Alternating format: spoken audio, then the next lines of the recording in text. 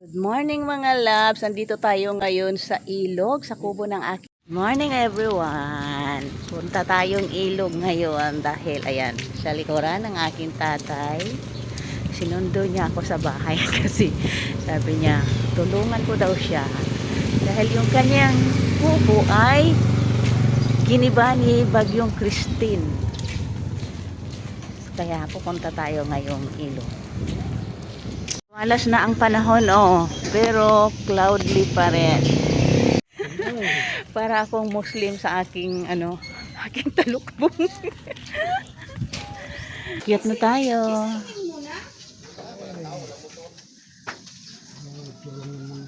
Manakit na akong kalawasan. Bilis.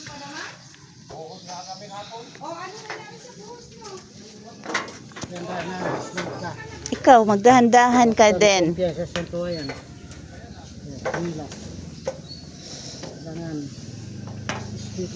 Yan, ganito kahirap ang aming pagbaba dito.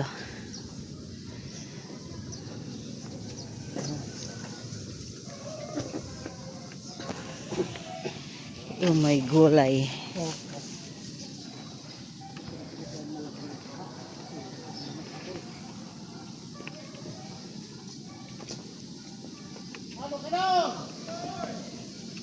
Oh my god.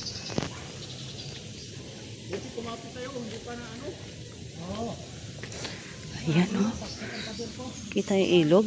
Malaki pa rin. Hala, umabot yung tubig dyan? Ayun yung mga damo nasa angit. Kumbaga ayan Ayan kita mo. Yung mga damo na yan. Ibig sabihin, umabot ang tubig nila dyan. Mataas pa rin ang ilog.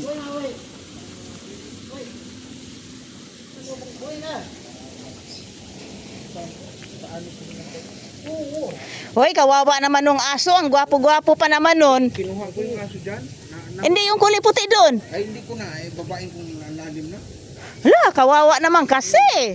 Habang Naanod pala yun. Ha? Naanod siya. Dan, may tali yung patay namuti. Waspok yun yung natabunan ng Ay, ayun Kuy, kaluoy. Ayan mga loves. Andyan na naman yung mga Ayun nauka na naman ang doon. Nauka na naman, nabawasan na naman ang ilog, nauka na naman ang lupa. Lupa. Tampak na lupa nito. Wala na. Daming basura. Tumambak pag ayaw. Ayan. Pader, bagsak. Ay, bumagsak yung pader sa ilog ni Father. Ayan, ganito. Ang mga gulay. Ang daming basura sa silong. Ibig sabihin talagang sumampa ang kuan dito. Kasi ayan ang mga basura, sumampa talaga ang tubig. Kasi ayan ang basura. Yung kulungan, napanaginipan ko pa naman yung kulungan natin kagabi, Hagmak ang kulungan ng baboy. Tingnan nyo. Kulungan ng baboy. Hagmak. Tingnan mo isa nga ng kulungan, Ang dami na namang alugbati, Nabanggaan ng tubig. Bagsak. Hoy, nanginain ka na dyan, Rambo. Ganon din nandito, Kumpadero, tingnan mo sa gilid, Picture mo. Wala. Bagsak ang kuwan ko. Huling. Ayan, bagsak. Ayan ang kalagayan, Yung wall sa silong ni Papay bagsak. Tuwang-tuwa sila. Ang ampon, Ang ampon. Siya. Yan na mga loves. Ang nangyari sa ilog, lumawak ang ilog. Tapos yung bakod ng aking tatay ay nagiba. Ayan. Ibig sabihin na anod yung mustasa mo rito. Yan. Tingnan nyo, ayan. Ang lawak ng ilog.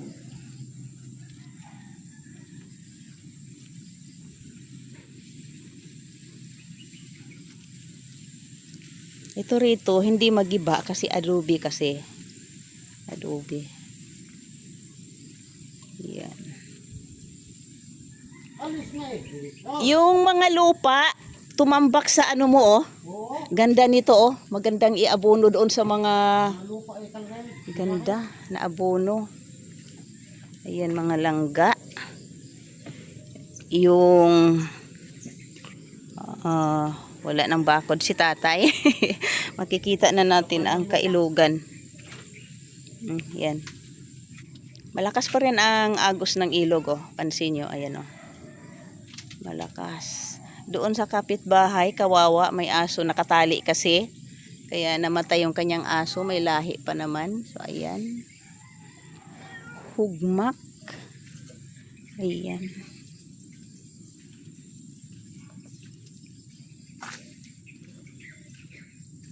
Ayan, ito yung may bako dito ni Papa. Ayan oh. Oh.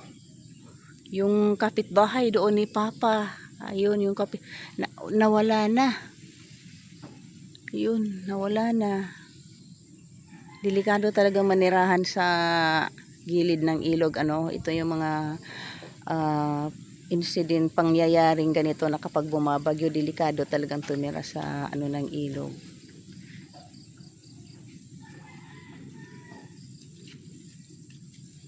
Ayan. Ayan ang kailugan. Oh, nawala ang ano. Yung ano dyan. Ano bang tawag dyan pa? Yung kawayan? Inanod talaga? Ay, ang lakas talaga ni Christine. Yung kawayan dyan, may kawayan dyan si Papa. Nawala. Ganun siya kalakas puminsala. Ayan, oh, ang ilog mga loves, lumawak. Kawawa naman yung kapitbahay doon ni Papa. Dalawa. Nawala na. Grabe. Tingnan nyo mga love. Ito. Dito ako bumaba nung nakaraan. Ayan, bangin yan. Bangin yan. Diyan ako. Tapos, kung nakita niyo sa previous vlog ko, buhangin yan dyan. Walang katubig-tubig. Tapos ngayon, tamo, andyan ang tubig. Andyan ang tubig. Ganon kalaki ang tubig. Uy, yung mga damo-damo dyan na anod. Ibig sabihin, nandun ang pagitan ng ano. Ibig sabihin, umabot doon ang tubig sa area na yon kasi ayun yung mga anod-anod na mga dahon. No? So, ganon kalawak ang tubig. Ibig sabihin, napakalalim. Kung sino mang tao sigurong maaanod, sabihin na natin hindi siya makakaligtas dahil ganon kalalim ang tubig. At yan, yung hitsura ng tubig na yan, malalim pa yan. Oh my goodness. Ayun, yung may tao doon, oh, mga kapitbahay ni Papay, inaayos siguro yung kanila. May nanirahan din sa unahan dyan. Puro sira din. So, dito naman tayo sa area. Ayan, yung kasagingan. Ayan, yung bakod ng aking tatay is sobrang nagiba. Sobrang nagiba. Ayan, daming bayabas. Pero sayang, may sakit ang mga bayabas. So, halika, pasok na tayo at tayo magkakape. Ano kaya ang magagawa kong tulong kay Papay? Ako'y isang babae lamang. Sa akin siya humingi ng tulong. Pero syempre, dahil ako lang naman kasi ang nandito, sa akin talaga siya hihingi ng tulong. Wala rito ang aking mga anakis, ang aking asawa nasa trabaho. So, sa akin talaga siya humingi ng tulong. Ayan, tingnan lang natin kung ano ang magagawa nating tulong. Siguro sa paglilinis-linis or maaring taga-abot sa kanya. So, ayan. Ganito ang sistema mga loves. Na, ayan. Sira na nga itong, bulok-bulok na nga itong ano ng tatay ko. Na ano pa, nahugmak pa. Ito yung pader dito sa silong niya. Ayan. Nahugmak. So, ganun kalakas si Christine. Agoy. Tung busaog mo pala dito pa, bulok na oh. Dito sa may lamisa. Wala, sira na talaga tong kubo ng tatay ko. Sira na, nakakatakot naman pala magsuroy-suroy dyan sa kubo mo pa. Ibig sabihin, ang tubig ay sumampa dito. Ganon siya kataas kasi ayan oh, yung mga damo-damo. Ito wala ba to? Wala? Inabot na nga kaya nakasalpak na dito. Oh. Nakasalpak na siya dyan, meaning Kaya hanggang nasakop dyan yung ang basura, oh. tubig. Ganyan. So, ayun yung lupa. Tapos ganyan naman kataas yung kanyang balcony dito sa kusina. So, dyan sumampa ang tubig. Dyan umabot ang tubig. Ayun, ang timba kong Buti na lang si Max ay hindi nakatali. Kaya buhay si Max. So, ayan oh. Tingnan nyo naman kung gaano kadumi ngayon ang silong ni Father. Oh, ayun oh, ang basura.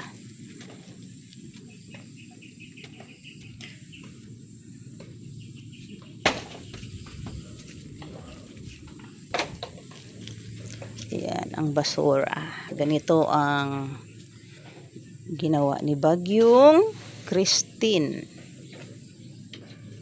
O dito natambak ang ano dito buhangin sa ano? Simento, inakyat.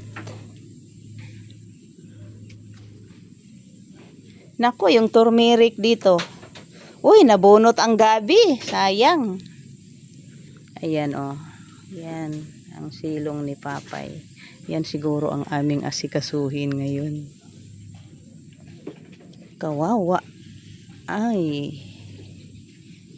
Ayan, basura. Nagiba ang kulungan ng baboy. Mabuti ang tanglad, hindi na anod. May tanglad. So, ayan mga loves. Itong kinatatayuan ko. Ito ay adobe. Tapos dati yung nakaraang bagyo, may lupa pa yan dyan, inanod na uka. Sa ngayon, ayan siya. Ayan yung riprap. Ito riprap. Tapos yung pader, pagitan ng subdivision, dyan kami nasampa doon sa inyong makikitang ano. Oh, ayan, hello, kapitbahay.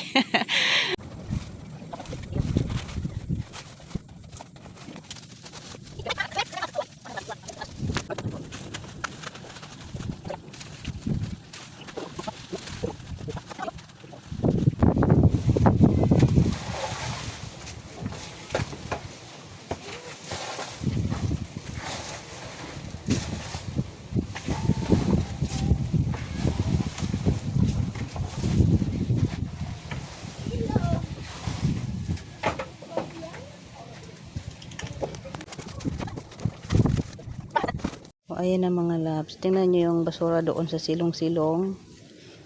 Naalis ko na. Ako lang tanging umalis dyan sa kayan dyan. Kayong doon. Wala nang basura. Kanina pagdating ko, daming basura dyan. Ayun ang aking tatay. Kasi nanakit na ang kanyang tuhod. So, natulungan niya ako ng konti. Pero the rest, saka yung dito sa may kulungan ng baboy. Oh. Wala na yung basura. Doon na lang. Siguro sa Lunes na lang. Sa Lunes na lang. Ayan. Dito na lang. Okay, sana ngayon kung hindi ako pagod. Kaso lang pagod na ako eh. Tapos kasi kaso pa ako doon sa bahay. Tapos bukas ay anniversary ng church namin. So kailangan magasikaso na. Ayan. Medyo konti na lang.